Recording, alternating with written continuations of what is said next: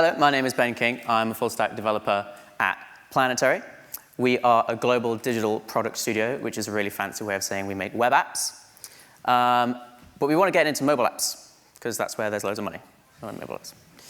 But what we do at Planetary is we use a lot of JavaScript on the front end on the client. We're starting to use it more on the back end for server-side stuff now. And we thought, can we now use JavaScript in mobile applications?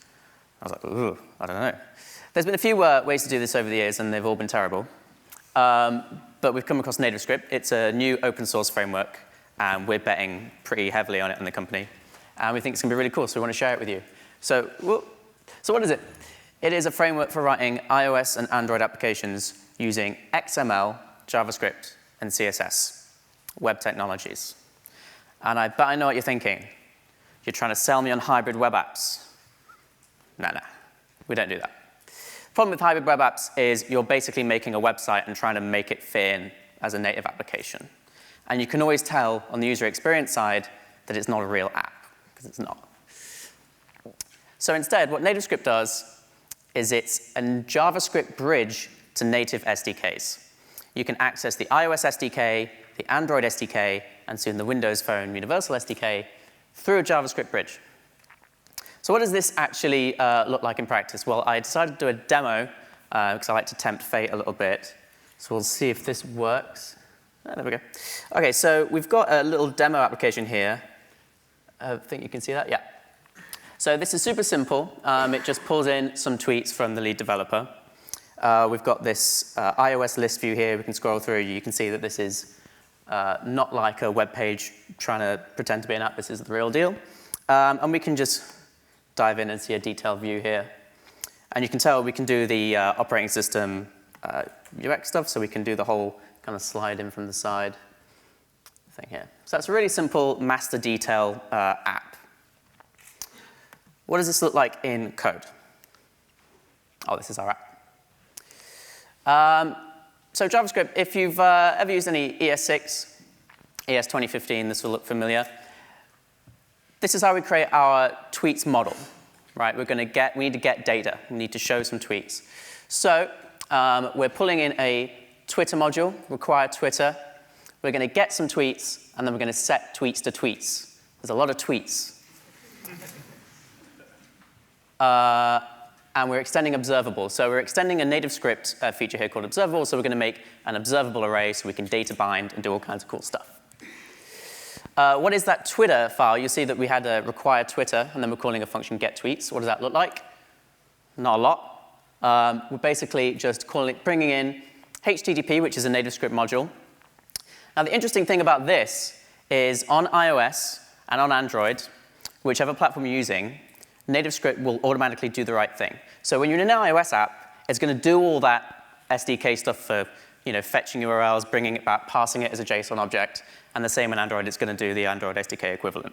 So that kind of abstracts away the details. You don't need to worry about all that. And you really shouldn't worry about that, because there's a lot to deal with that. So we're literally saying, get some JSON from a URL. I don't care how you do it, just do it. And then we've got to build the view. I don't know if you can tell what's going on here. There's actually not a lot going on here. So this is the XML view of our main page, that big list of tweets. We've got a page, yeah. And then we've got two children views. We've got an action bar, which is our way of saying we've got a navigation bar with the lead dev logo, and we can go back and forth. And then we've got a list view. And it's exactly what you would expect it to be.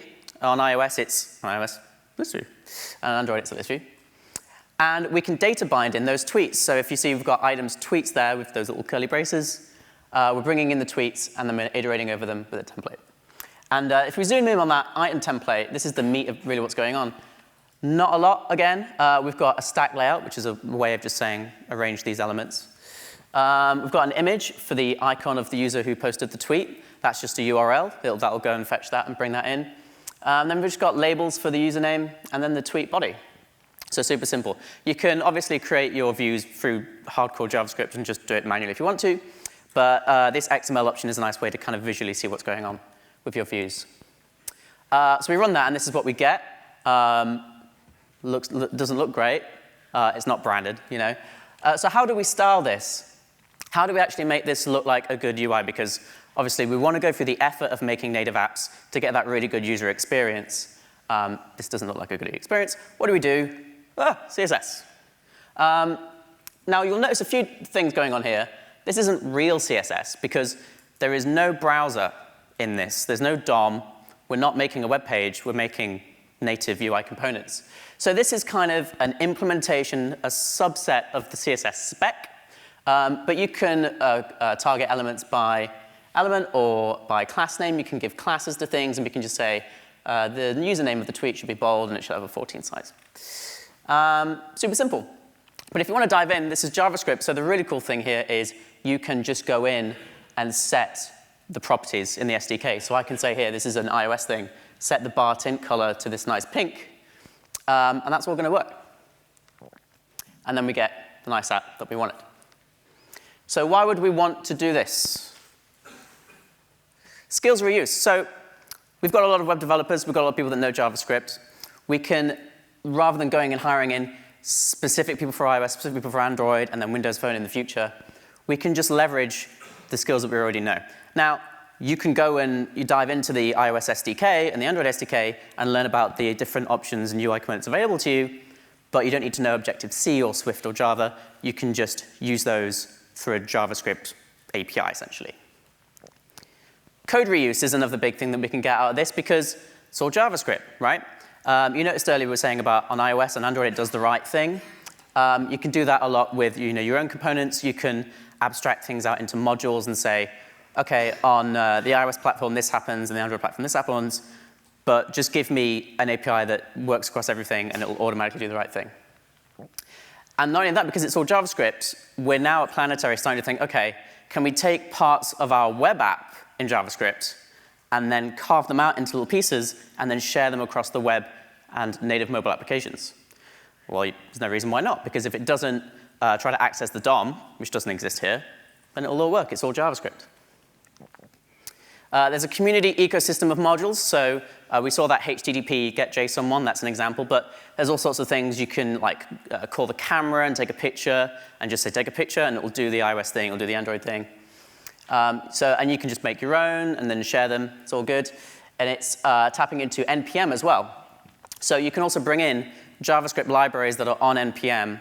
And as long as they don't use a browser, they'll probably work. So for instance, if you're a JavaScript developer and you've used Moment.js, for instance, for manipulating dates and showing nice timestamps, you can use that. You just drop it straight in, and you don't even think about it. And there's zero-day support of new SDK features. When you look at things like Titanium, the Titanium accelerator, those sorts of things, a lot of the times you have to wait for them to implement new things. So the other day, Apple had a conference. They gave out the new SDK, and there's new features in that you want to use in your apps. You don't have to wait because you're just using a JavaScript bridge. You can download the SDK from Apple, build your NativeScript app with that SDK, and you have access to all the new stuff. So there's no waiting around. So we think this is going to be really cool. It's very new. We're just getting to grips with it, but we're placing a big bet on it because we think it's going to be really awesome. And there's obviously a lot more to it, but I can't fit into 10 minutes. So if you're interested in this, or if it's piqued your curiosity in any way, please come chat to me, or obviously there is a website, nativescript.org, and it's on GitHub, and it's all there. So thank you very much.